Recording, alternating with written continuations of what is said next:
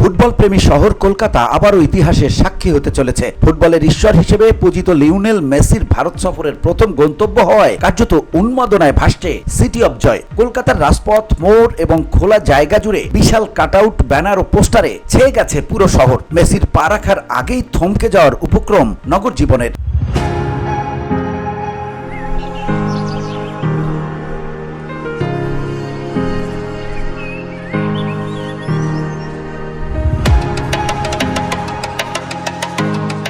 ভারতের এই পূর্বাঞ্চলীয় মহানগরীতে মেসির জনপ্রিয়তা নতুন নয়। 2011 সালে ভেনেজুয়েলার বিপক্ষে আর্জেন্টিনার প্রীতি ম্যাচ খেলতে এসে প্রথমবার কলকাতায় পা রাখেন তিনি। দীর্ঘ 14 বছর পর তার দ্বিতীয় আগমনকে ঘিরে এবার প্রত্যাশা আরও তুঙ্গে।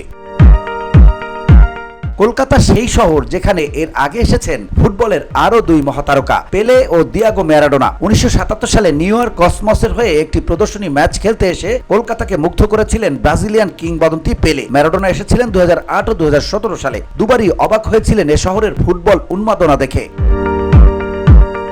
2008 সালে জার্মান কিংবদন্তি গোলরক্ষক অলিভার কানো এখানে বায়ার্ন মিউনিকের হয়ে নিজের শেষ ম্যাচ খেলেন। সেই ম্যাচও হয়েছিল সল্ট লেক স্টেডিয়ামে, যেখানে এবার মেসিকে ঘিরে থাকছে মূল আয়োজন। এই ইভেন্টে থাকবে কনসার্ট ও তারকা সমৃদ্ধ একটি সেলিব্রিটি ম্যাচ, যেখানে অংশ নেবেন সৌরভ গাঙ্গুলি, ভাইচুং বুটিয়া ও লিয়েন্ডার পেজের মতো ক্রীড়াবিদরা। VOD Bangla news desk.